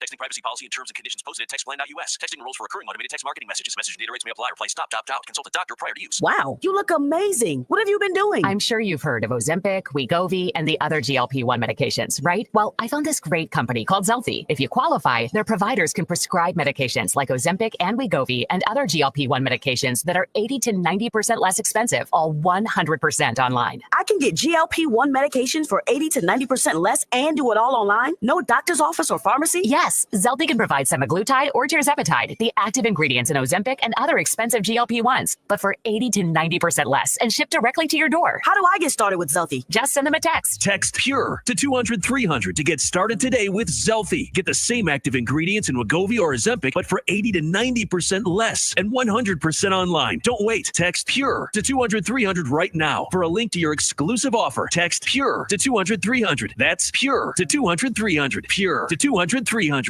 Number one on your car radio preset and the new and improved iHeartRadio app. WDAS and WD273D Philadelphia is Fox Sports Radio, The Gambler. Hopefully I don't get pegged for the violation, the DMCA violations. I believe it's those 4 words, not the YMCA, the DMCA. When you do something wrong, all of a sudden you get flagged on socials. So I've been playing some generic tunes, and I just came back with the CBS March Madness music, Sam Oshtry, and I just was like, oh yeah, maybe I shouldn't have done that. But hopefully we were able to just slide underneath the radar. You know, you gotta hope so. You gotta hope I so. mean, Will Smith skipped the gambler. Can the people that give us a break? Yeah, come on. Question from Beef Coil. Beef. What's going on? He said, what would Sam say about Buzz Williams to Maryland, or is he all in on Tony's skin? I would not love Buzz Williams to Maryland at all. Who the hell is Tony Skinn? Tony Skinn's the George Mason coach. He actually was an assistant under Willard. Did a great job at George Mason this year. Maryland loves him. Maryland would embrace him for sure. Okay. Much would prefer Tony Skinn over Buzz Williams. So I'm pretty much all in on Tony Skinn. There would be other options, but that's the thing where I think a lot of Maryland people are with me on this, where they're pissed at Willard for how the exit went down, but they also don't think he's that great of a coach, and he's a very replaceable coach. So there are a lot of decent names out there other than Tony Skinn I would be okay with. Buzz Williams, probably not one of them. Problem is you're up against it now, right? But everything changed because you just had you got the portal that's open. Like it's just a crazy situation right now. Yeah, we're gonna be behind anyway. Yeah. Maryland's gonna be behind. They probably won't make the tournament next year, and then we go from there. Hey, you could win it all this year, Sam. You're playing tonight. Yeah, not with the coach 2 feet out the door. So it is intriguing, and I want to get to that game second. But I'll just leave you with this. It is intriguing that number has not moved. Is it? Seems like this is a slam dunk Florida play with everything that's taken place. Maybe it was already factored in. Probably not. Yeah, it really hasn't moved at all. That's a good take. They are good out there in the desert. Probably not. It's like Mark Henry Jr. said, it's a new day. This stuff. Well, this stuff was floating before. Derek Queen's not coming back. No. So Julian it's Reese like is a senior. He's gone. Yeah. Like these kids are going out there and they're going to, I will say. McWell Sr., he's gone. Like McNeese kind of was smelling themselves, right? I think they got caught up in the moment. Next thing you know, Purdue kicked the door in on them. But it was different because Will Wade was honest with that team and everyone. Like, he's like, I'm out of here. And it's different when you're going from a mid-major program to a high major because that's all of their goals, players and coaches included. They all want to end up at a high major. Fair. This is different when you're going to a maybe similar situation, but obviously still a high major. Yeah. So it's a little more bad blood on the way out. All right. Well, we will come to that game in just a second. But, folks, let's do it. Sweet 16, Sam Oshtry from The Score. I want to see all the comments, questions, and concerns. Hit us up in the chat. You could tweet us, Facebook, Instagram, whatever you want to do. You want to send me a smoke signal, go right ahead. Let's go. But we're going to open things up 7:09 p.m. BYU and Alabama. BYU looking really strong, battle tested, and I do believe that they can go out there and score in bunches. This is the highest total in NCAA tournament history, correct, Sam Oshtry? Correct. 175.5. Wow. All right. So with that, we know what Alabama brings to the table. I will just give you a little insight from what Beef and I were talking about 2 days ago. And his take was, when you get into this matchup of going back and forth and just letting it fly, it's easy to do it against a team that maybe, is a mid-major or maybe on the same playing field as you. And I'm talking about BYU side of things here. Alabama is a different monster. They're coming from the best conference in college basketball. 14 teams made a tournament. 7 are still playing. Of course, the overall 1 seed with Auburn. Alabama is a damn good team, damn good program, great coach in Nate Oates. And they're used to what the expectation or what the call will be for tonight. And of course, with 175.5, just zipping around that floor, that's going to take place this evening. So he feels like BYU won't be able to hang with them. I'm more on BYU's side, but here's the deal. I don't think BYU will win this game, so therefore I can't take them plus 4.5. I have to go with Alabama and lay to 4.5 simply because I think Alabama will win this game. Your thoughts? I'm on BYU, and it's interesting this line has gone down too, right? It started at 5.5 and it's gone down to 4.5 now. Right. I'm on BYU here because I do think they can hang with Alabama. Okay. And the reason is they have the best offensive rating in the country since February 12th. Like they don't have the similar style necessarily. We don't shoot as many threes as Bama. Bama obviously shoots a ton of threes and has the fastest tempo in the entire country, but they're still as prolific offensively and the more balanced offensive attack, where if threes aren't falling, they can hit you and beat you from the inside in a way that Bama, I don't think can. They rely heavily on threes. So yes, is there a scenario where Bama just drills almost 50% of the threes and just blows BYU out of the water because BYU can't keep up from 3? Absolutely. But there's also a scenario where Alabama struggles and goes cold from 3, and BYU's not a good defense. It's not, Bama has a better defense, but it's not a horrible defense that BYU has, around like 70 in KenPom, which obviously isn't good. But I don't think that Bama, it's just really going to come down to whether they're hot or cold from three. And if they are go cold, BYU will hang around. Like during last year's Alabama run, they shot in those 4 games until the Final Four. They shot over 40% from 3 in 3 of them. Like they had to shoot the lights out of the ball to get to the Final Four. This is a worse 3-point shooting team this year than it was last year. So I don't necessarily trust them to get super hot from 3. But look, they can against a BYU defense that could be prone to give up a lot of threes. I just think that BYU's offense has been so good, and they don't just beat you from 3. They can beat you multiple ways, that BYU is going to hang around this game. Saunders, the big-time scorer for BYU, and I just found out that his grandfather was the Ora-Ida. Did you see this? No. What's that? The Ora-Ida is like the tater tots. It's the frozen bags. It's a big-time company. Really? And that's his grandfather. His grandfather owns that company. They changed their name from Ora-Ida to Ora-Richie today. Yeah. Learn something new every day. Ora-Ida potatoes. Is that what it is? I want to say. Anyways, yeah, so he's getting a good NIL deal there, I would imagine. But the kid's good. Scored 25 last time out against Wisconsin. If they didn't have that, they're not advancing. Wisconsin played him tough. Good game. Again, I expect this to be a good game. I just give a slight advantage to Alabama. It's low enough where I'm not giving 9.5. I'm not giving 6.5. It's going to come down to free throws at the end, as they all do, most of them. And I'll roll with the favor here. I'll go with Alabama in this one. Is it going over, though? Because the cliche all the time with certain games like this is you can't make that number high enough. Where do you stand on that? Yeah. Earlier in this week, I was really into the over. I didn't play it, but I was really into it, looking at a lot.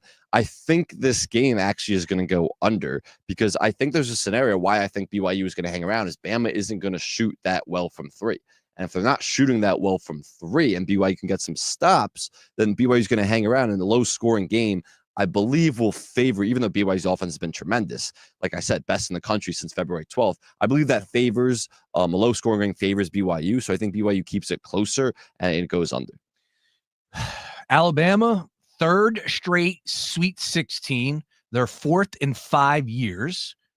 They Oates is the best. He's a damn good coach, man. Where did he come from?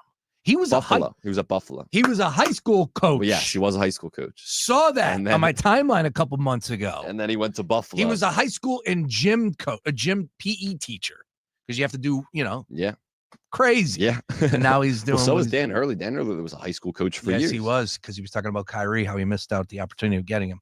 All right. And then for BYU, first time getting to a Sweet 16 since 2010, 2011, led by like their coach, Jimmer Fredette. Oh. There you go. Yeah. You were right. You were right to ask. Yeah, I should have said Jimmer Fredette. Wow. Yeah. It's been that long. Yeah, 2010, 2011. Is Jimmer Fredette still playing? Yes, I believe overseas. Yeah. Oh, no, you know what? He's actually playing in 3-on-3 basketball. He's a 3-on-3 basketball legend. That's right. And he just played in the Olympics last year for the 3-on-3 U.S. team. That's right. And they did not win. They did not do very well at all, actually. The U.S. is trailing massively in terms of the 3-on-3 basketball compared to other countries. They don't come close competing in a lot of these tournaments. All right, Maryland and Florida. Let's do it. 6.5, 157.5. It's a lot of points. Florida's a damn good team.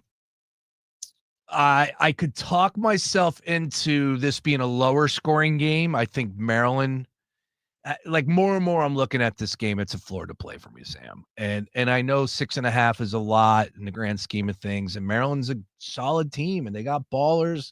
Like Queen's a stud out there. But Florida, tenacious defense, up and down. I like Florida here. I do. I like Florida to advance. Like them to win this game, of course. And if I'm going to take them to win, got to take them, give it 6.5 here. It's not a 9.5. It's not a double digit. It's still a lot of points, and Maryland is playing well.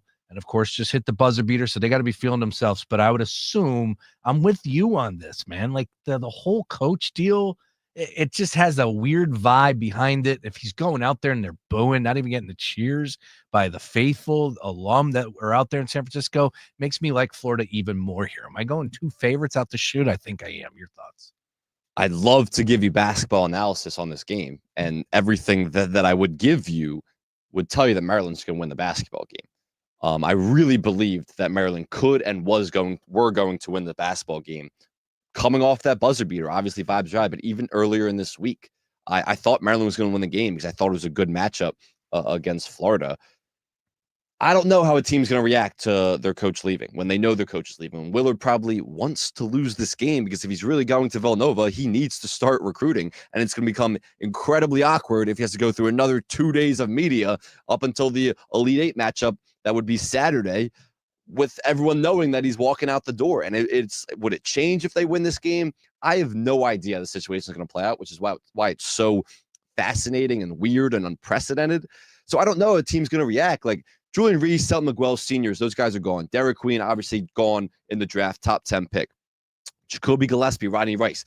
One or at least both of them are probably going to come back. If Willard's out there, I'm sure both those guys are gone. So they're trying to think about their future. Sean Harris-Smith will probably enter the portal. Jordan Geronimo, a lot of these guys are thinking about their future, and it's such a big distraction. It's like, how does that not come out and affect your play? Yep. It always does to some degree. So I can't say Maryland's going to win this game anymore. I really believe they were. No bias. I really believe Maryland was going to win this game.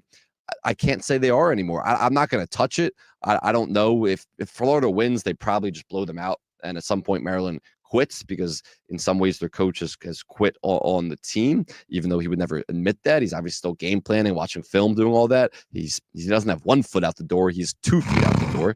But look, from a basketball standpoint, this game's going to come down to rebounding. Florida is the 4th best offensive rebounding team in the entire country. Damn. Maryland struggled mightily on the glass against Colorado State, and then also in their loss to Michigan in the Big Ten tournament. So that's a big problem with Maryland, where they don't defensive rebound the ball as well as they should, and a lot of teams take advantage of that, especially great offensive rebounding teams, and create second chance opportunities for themselves. The thing is, Maryland, and something they're going to do tonight that you're going to see, is they're not going to switch as much defensively, and because when you switch, you have situations where you get guards on bigs, and bigs will take advantage of that on the offensive glass and create more offensive rebounds. So if Maryland switches less, they should mitigate that advantage that Florida has on the glass. And Maryland's so talented. Like, you can say Florida's deeper, but they're not a great three-point shooting team. Maryland's been one of the best defensive teams in the country all season, especially over the last 2 months. They have such a talented starting five. Like, Maryland can win this game. I can't tell anyone to take Maryland when their coach is 2 feet out the door. Did you correct me when I said that Maryland was in the ACC? No, I thought you were talking about years ago. Okay, well, hopefully it sounded like that. Yeah, that was my. I'm like, what am I saying? They're in the Big Ten. Yeah, I thought you were talking about years ago, because when they won the national championship, they were in the ACC. They got moved to the Big Ten in 2014. So I thought we were talking about the history of it. Yeah, well, we'll run with that. But in the back of my mind, I was saying, like, all right, ACC versus Big East right now. But no, because I'm an idiot. Then I said the scheduling with the Big Ten. So I kind of confused myself there. My bad. But it is interesting because we do know about the history with that ACC conference. They're no longer in there. 2014, dude. 10 years ago. I can't be making the same mistake anymore. It's like the Brewers, yeah. Yeah, they're in the national. That's why I thought you were talking about the history. Yeah. I would have corrected you if I thought you were talking about the current. I thought you were saying the history, because they did come from the ACC, and you were saying the ACC isn't what it is anymore, because it's not, because a lot of teams left. Hey, I can't even use this excuse of like, oh, the Pac-12, those fresh teams that just happened. No, this is 10 years now, Brace. Let's go here. My fault. Like, people still call the Washington Commanders the Redskins. It'll never leave. That, and with the Big East, right? You look at some of these teams in the Big East, and it's like, oh wait, they're no longer in the Big East. That's right. It happens. Oh, yep. Well. All right. So with that, I would angle this. I want to give this angle for the Maryland and Florida game, and it's based off of what happened with McNeese and Purdue. Like, they weren't ready for what came immediately out the chute at that game. Maybe Maryland's a little lackadaisical off the jump as well. I'm not even saying first half, but first to 10, first to 15, first to 20. Well, not only that, that's a good play. First to 10, really. Not only that. First to 10 is minus 155. Damn. Yeah, well, there you go. But Maryland has struggled in their last 2 tournament games off the rip. Against Grand Canyon, they looked really nervous. They had like 4 turnovers in the first 4 or 5 possessions. Didn't score a point for the first few minutes. Obviously, Grand Canyon isn't a good team compared to Maryland, so they couldn't take advantage of that. But then it was the same thing against Colorado State. They were down for most of that game. They actually played bad for 36 minutes of that game and should have lost. And then, of course, last 4 minutes, they really turn up offensively. Get some Julian Reese hits key free throws, and Derek Queen is the hero with his exceptional buzzer beater. But they struggled for most of that game, so they've come out slow. And now with this situation, it's hard to imagine how they don't. Yeah, Beef liked the under. Or I don't know if he liked the under, but he pitched us on an under, which was a juicy number. What did he say? 157.5 for the game. Well, yeah, but then it was like a team total, if I'm not mistaken. I think it was a team total that he put out there. It was like alternate. It was an alternate. Of course, we get 100 text messages a day. Yeah, so. Going back to this under 65.5 for team total plus 459. Yeah, going back in that chat. Good luck. You got no shot. Anything with you on that one? That's a nice number. Under 65.5. Yeah, I mean, like I said, they've kind of struggled, especially offensively. I could see it. And Florida has great bigs to combat Maryland's bigs, because that's Maryland's strength is their front court of Derek Queen and Julian Reese. But Florida has great bigs too, great rebounding bigs, great passing bigs. There's kind of strength on strength there. Florida's backcourt is definitely better. Walter Clayton is obviously the best player in this game. Walter Clayton. I could see Maryland struggling offensively, so I don't hate it. I mean, obviously it's an alt line. I don't hate it. Okay. All right, so I'm trying to find a way for me to get involved early. It might be a half play. It might be first half Florida. First half Florida 3.5. 73.5 is our total there. They were both on the under in that second game against UConn as well. It's not a way to get involved early, but if Maryland struggles early and it goes down, I could see them quitting. I could see this team quitting in a lot of ways. So I would look at the live line. Really, because if you get a line where it's like Maryland's up 5 or 6, or excuse me, Florida's up 5 or 6, and then you look what that line is, I could see this being a blowout where Florida wins by 20 plus. So maybe a live line target Florida, because this Maryland team, there's a chance that they quit, because you see it a lot of times. Last time Kevin Willard departed a program, it was when he left Seton Hall, and everyone knew coming into that first round game 3 years ago that Seton Hall was losing Kevin Willard to Maryland. And Seton Hall got blasted by like 40 in their first round game.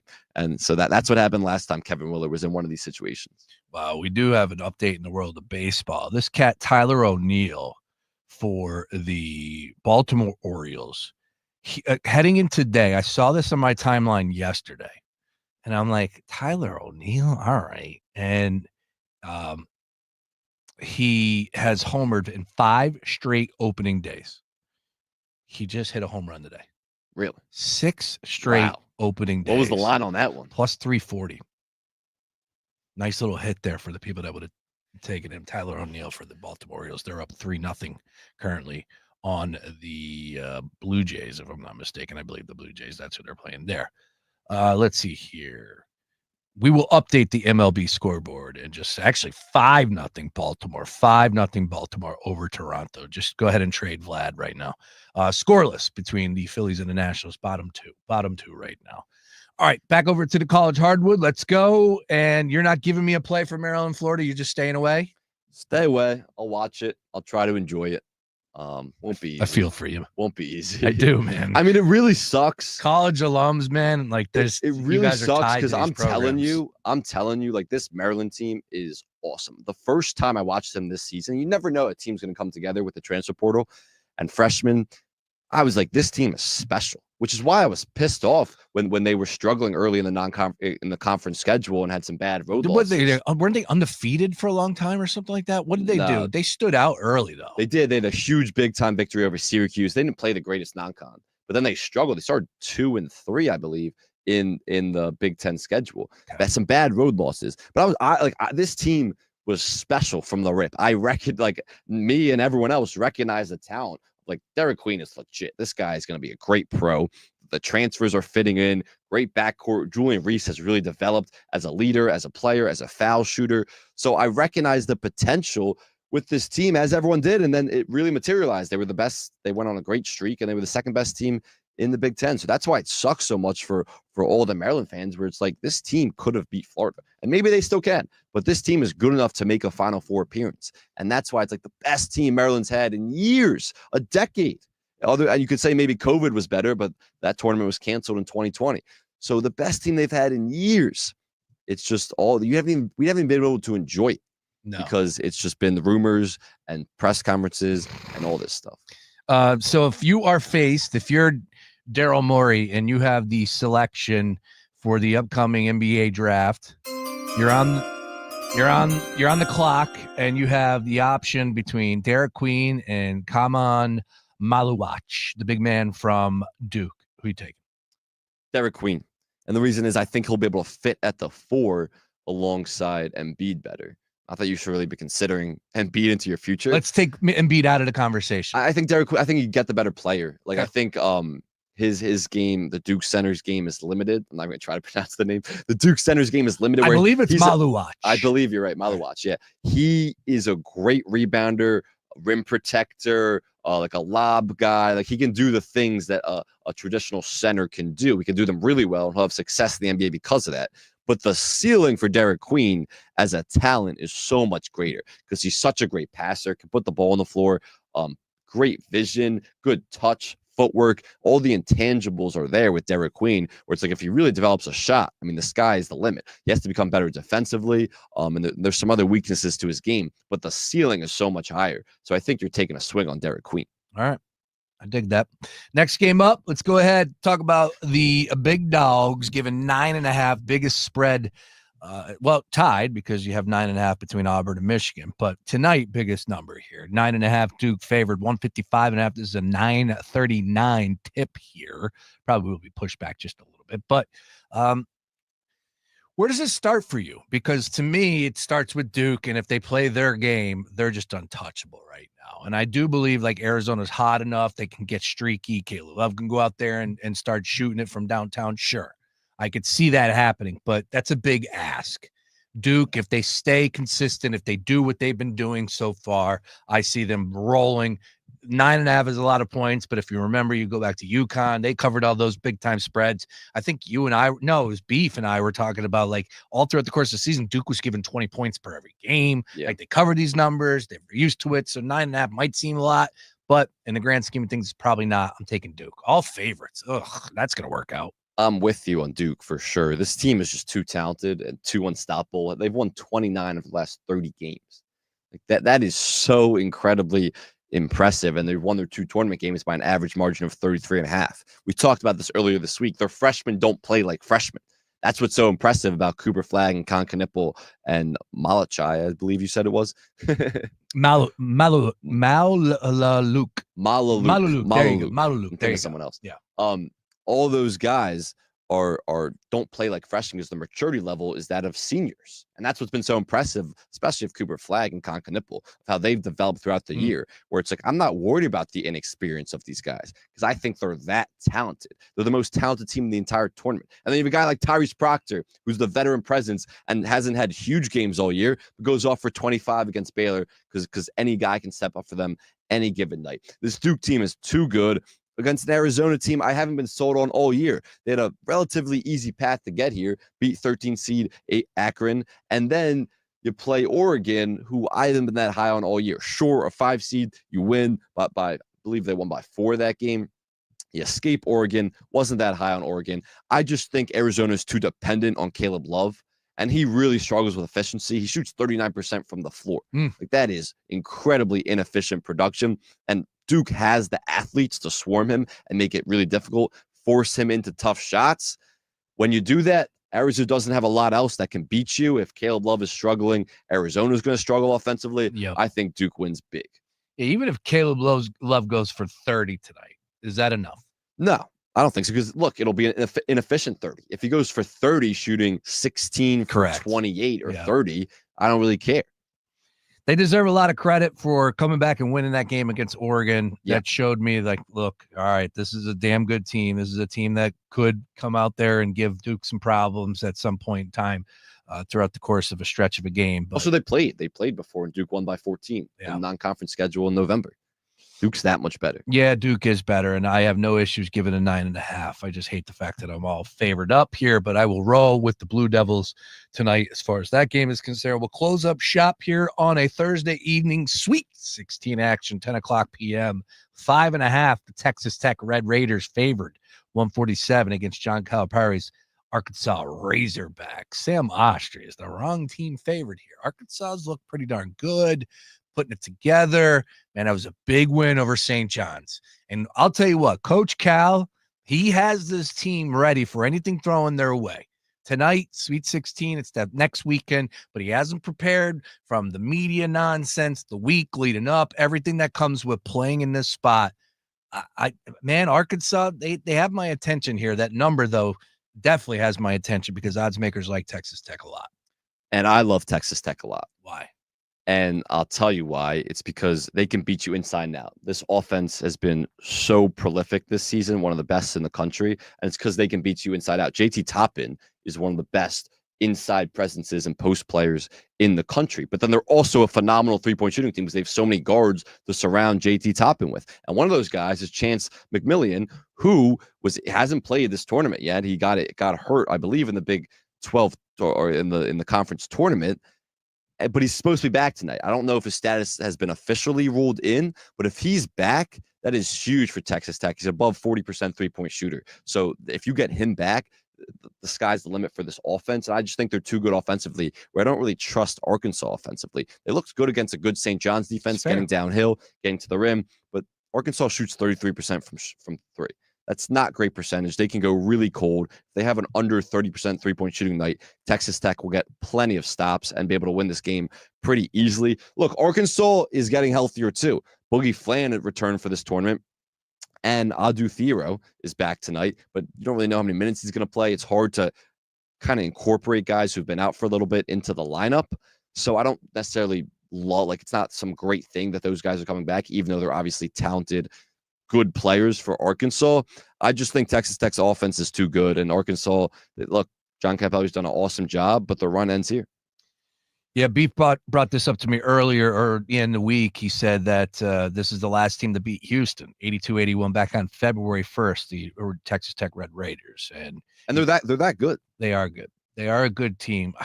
This team could be in the Final Four. If Arkansas plays the way that they did against St. John's, is that good enough to win tonight? Arkansas was good defensively against St. John's. That was more St. John's doesn't have good shooters than they were good defensively. And they missed every point blank. Yeah, they missed so many easy layups. They missed St. John's shot less than 30% from three. They missed so many threes. You can't go that cold from three and win tournament games. So I don't give as much credit to Arkansas on that as I fault St. John's, and they're just not a good shooting team.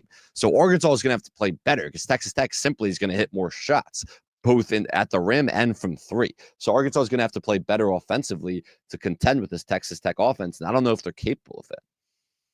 Your favorite play tonight?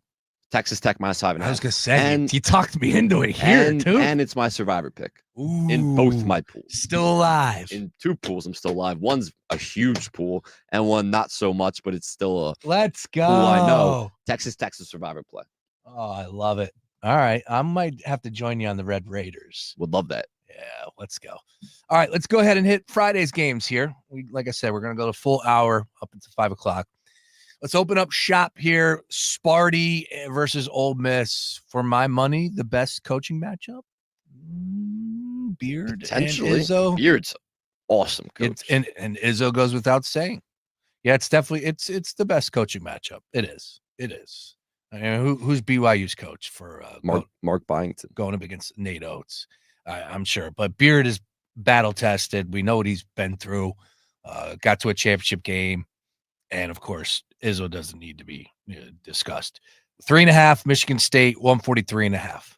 Where do we start with this one? Because I think we got to look at Michigan State's defense and how deep they run. But Ole Miss, man, don't you think they have the weapons to advance here to win this game outright? I think they do. And I'm really torn on this. I would lean Michigan State, but I'm really torn on this because Ole Miss is good and they're good offensively. They do have the weapons, but this Michigan State team is a classic Tom Izzo team where they defend incredibly well. They rebound the ball exceptionally well, and they're so connected. And there's such a balanced scoring attack where one guy can kill you for 15 a game or 20 a game one night. Another guy will add double figures. And they only have two guys who average double figures, but they have, I believe, 6 or 7 guys who average at least 7 a game. So when you have that many weapons that can beat you offensively and you have that kind of depth, it's really hard to contend with, especially this late in the tournament. I mean, obviously Jace Richardson and Jane Atkins are their two go-to guys, but they have so many guys who can beat you. And that's why I really like this Michigan State team, because they're so connected offensively, rebound, defend. I feel like this is like a Tom Izzo run. Like, we're not only going to have so many of these left, he probably only has a couple more years of coaching. I feel like this is the Tom Izzo team to make a run. So I would lay Michigan State with the points, but you got to give Ole Miss a lot of credit, because Chris Beard is an awesome coach. Yeah, it's a banger of a game, and it's really difficult for me because I could see Ole Miss advancing. I could, but how are you betting against Michigan State at this point in time? Yeah. And the season that they have had, as I was reading up, like, they weren't ranked when the season started. So this is, like you said, as far as like when we go back and think about the great Izzo teams with Michigan State over the years, and they finally come to shape, come to form at this point in time of the season. This is where they're at, and they're playing great basketball. So maybe Michigan State is the play here. If I pin you down, you giving the 3.5? Yeah, I've talked myself into Michigan State.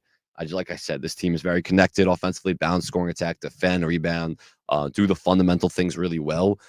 And Ole Miss deserves a lot of credit. Like I said, Chris Beard, awesome coach, had a great season, and the sky's the limit if he sticks around there for what he can turn that program into. I'm rolling with Michigan State. They looked so good in that game against Iowa State. They did. Padula goes for 20. He's gone for 20 in both games. If they play that way, like they did against Iowa State and against Michigan State, State's in trouble. But Michigan State is a way better defense than Iowa State, in my opinion. I just think they're more locked in defensively, better rebounding team. So I don't think they're capable of playing that good offensively. But if they do and they knock down shots like that, then sure, yeah. And they took out UNC, a hot UNC team coming in. Hot UNC team shouldn't have even been in the tournament. Thanks, Won Bubba. one game in the tournament. Thanks, Bubba. Yeah, and they owned them in that one as well. All right, I'll tell you what, I'm going to follow your lead on that one as well. I'm going to give the 3.5 Michigan State to open up shop tomorrow night.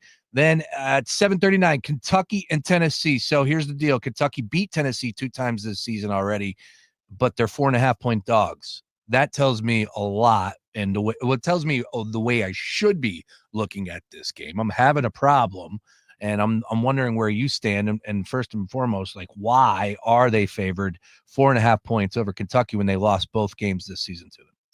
The reason is because, and this is what Vegas is thinking, is Kentucky shot 24 for 48 from 3 in those 2 combined matchups. That's 50% shooting from 3. That is incredibly hard to replicate. So I don't necessarily buy they can't beat a team 3 times in a year if you've already beat them twice. I don't really buy that at all. If you're the better team, of course you can. But it is hard to shoot 50% from 3 over a 3-game stretch, especially against a Tennessee defense that's one of the best 3-point defenses in the country. I mean, they only allow opponents to shoot 27% from 3. So that's what's so impressive about this defense is they limit threes, but Kentucky managed to hit them at a high rate against Tennessee in those 2 matchups. So that's why I really think it's just the 3-point variance. Tennessee's going to be locked in defensively, coming off rest. I think I'm going to lay the point to Tennessee. This line's kind of telling you all you need to know. I think it'll be a great game, and Kentucky deserves a lot of credit because they have so many weapons offensively. I mean, they're just stacked. But I think this Tennessee defense is going to be able to get enough stops, and this Tennessee offense is better than some of their offenses have been over the last few years that Rick Barnes has had. I think Tennessee wins this game, and I'd lay the number at 3.5. Ooh, interesting. Well, I'll tell you what, if Cal wins on Friday night, Kentucky can't lose. Yeah. Well, look, I mean, yeah, but it's a long-term thing. Yeah, it is. Like that was an amicable breakup. Yeah. Even though the fans might not love Calipari, they both needed to separate from each other. Yeah. And the good things have happened for each party since. Yeah. Look, Cal, I'm happy to see him have some success down there because it was a tough season and it was just a really good conference. They had their ups and downs, but it was a really damn good conference. All right, tough game here. Michigan and Auburn, 9.5, 153.5. Why is it 9.5, Sam? Because that's disrespectful towards Michigan. Now, Auburn is that good. Auburn covered the number against Creighton. I get it. But Michigan's a better team than Creighton. Michigan is battle-tested. Michigan has proved their worth this season. Michigan has 2 7-footers. They have size. Does that work against them in this matchup? And that's why it's 9.5. Is there's too much respect for Auburn? Why 9.5? Yeah, you're not really hearing a lot of talk about Auburn in the sense that you are with Florida, Duke, Houston. Those 1 seeds are getting a lot of love. Even Bama as a 2 seed, Michigan State. You're not really hearing a lot about Auburn, who made the Sweet 16 after losing their final 3 or 4 games before the tournament.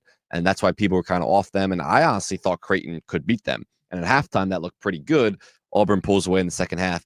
It's a little disrespectful to Michigan, so I'd be inclined to lean Michigan because it's just a lot of points in a tournament game, and Michigan's really good. But Michigan or Auburn has the personnel to contend with Michigan's front court. We know Danny Wolf is a phenomenal 4 who has guard-like skills as an almost 7-foot big, and then Vlad Golden. But Janai Broome is so good and tenacious down there for Auburn, where he's going to be able to limit Michigan's bigs. And then you look at the guard matchups with Chad Baker and Miles Kelly and Todd Pettiford and Denver Jones. Auburn has such an advantage at guard play. Great shooters, great downhill drivers, passers. Their guard play is so much better than Michigan. And I could kind of see them both offensively and defensively, especially if they pressure Michigan's guards, because Michigan struggles with turnovers. They want one of the highest turnover rates in the country, and Auburn rarely turns the ball over. So if Auburn gets points off turnovers and pressures their guards, and I don't know if Michigan's guards can be able to keep up.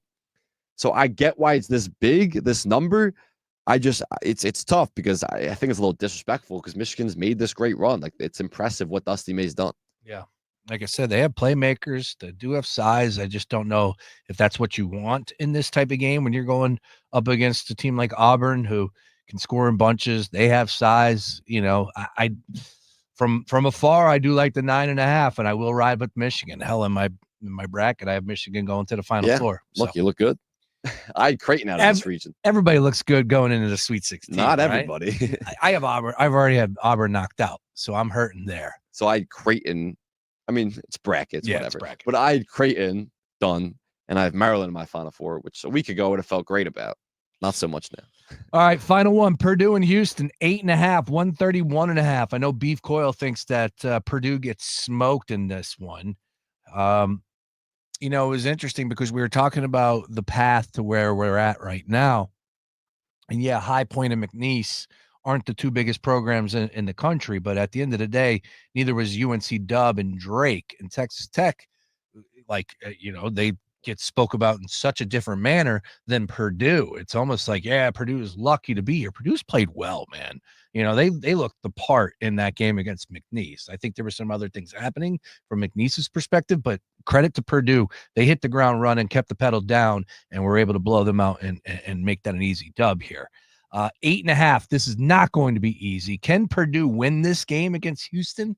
Probably not. 8.5 though. What do you say? Love Houston. Favorite play of Friday. Ooh. I think Houston just dominates Purdue, and I haven't been on Purdue. I had them getting upset early. They've had the easiest path to get here, and that doesn't mean that their defense is now suddenly turned around because they beat High Point and McNeese to get to the Sweet 16. This Purdue defense has been atrocious. They're allowing teams to shoot 56% from the field on 2-point looks. That's the 341st rank in the entire country. That is awful defensively. They have no interior presence down there. I know Trey Kaufman-Wren is obviously a really good player offensively. Hasn't really helped their interior defense. They don't have a great perimeter resistance defensively. They let guards get into the lane, get 2 feet in the lane, 2 feet in the lane, make plays off that. I'm so off this Purdue defense. And on the flip side, Purdue is a great offense, a lot of ball screens for Braden Smith. We know what they do, and we know what they can be. Houston is the #1 defense in the country. They allow the fewest points per game in the entire country. So Houston is going to be able to shut down Purdue's offense, and Purdue's defense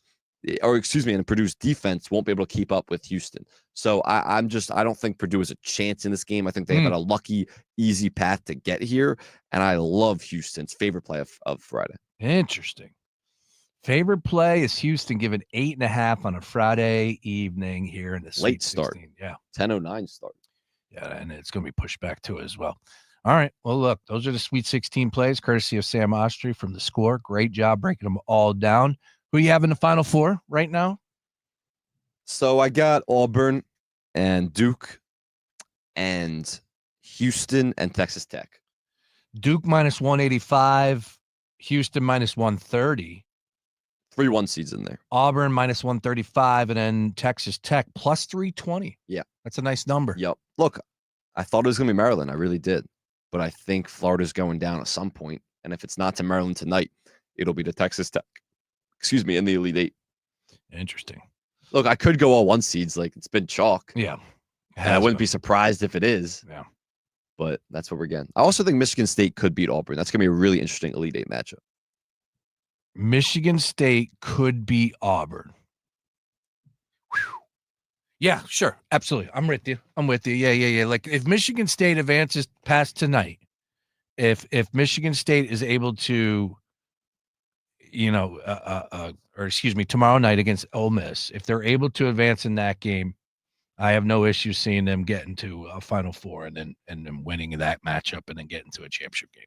Yeah, no doubt. I don't doubt that. I think that Duke, I'd be shocked if Duke and Houston, either of them, aren't in the Final Four. I think they've been that dominant and are that talented and well coached. That's going to be the championship game for me, as far as I'm concerned. In that Final Four, that Duke-Houston matchup, which should be an electric matchup. And I hope we keep getting chalk, so we keep getting great matchups, which we're set up to get over this weekend and maybe into the Final Four. But that Duke-Houston side, that's going to be the national championship. A fun one to end on here: Michigan State to make the championship game plus 850. Really? Yeah. Well, look, they got to get by Auburn. Obviously, they got to get through Ole Miss. Yeah. They got to get by Auburn, and then they'll have to get through Florida, Texas Tech, probably, or maybe Maryland. So they'll be dogs to Florida in that game, but they'd probably be favored over Texas Tech. That's in 850's potential value there. All right, great job across the board, Sam. Once again, we are all over the madness for you on The Gambler. Coming up, 5 o'clock hour, Larry Henry Jr. joined me a little earlier today. We talked about John Tortorella being fired from the Philadelphia Flyers. You have any thoughts on that, Sam? Good riddance. I saw that he kind of trashed the team and organization. Is that why he let go? Something like that? Yeah, that and they stink. Yeah. That and they stink. Fair. Also, we have Ryan Beef Coyle and Nick McClay coming up as well, and Joseph Kometz and Beef Bets coming up as well tonight. So we got a jam-packed day of programming for you right here on The Gambler. Whatever it is, no matter the plays, good luck on those plays. Back tomorrow at 3 p.m. recapping and previewing all things Sweet 16. Any final thoughts before we get out of here, Sam? I'm getting sent pictures right now and seeing some on Twitter about College Park. It looks electric. Enjoy, Terp fans. Enjoy. I know no one's happy right now. The mood is down. The vibes are poor. Let's shock the world. Why not? Extend Willard's stay in College Park just a little longer. Shock the world. Enjoy the day. Enjoy this run, because you don't know when it'll come again. Gets it up top to Queen. Dribbling left. Big step down the lane. Runner for the win. Baked it in! He baked it in! He baked it in! And Maryland has won! Maryland is going to the Sweet 16! Can they get to an Elite Eight? We'll see. Tough one against Florida. Good luck on those plays, everybody. Larry Henry Jr., myself, coming up next. Don't touch that dial. Fox Sports Radio, The Gambler. Now, total traffic for Philadelphia. It's a parking lot on the westbound Schuylkill. Traffic at a standstill there to the Vine Expressway. All lanes are blocked there. Crews are cleaning up from a car fire. Further west, Jam Boulevard to Belmont.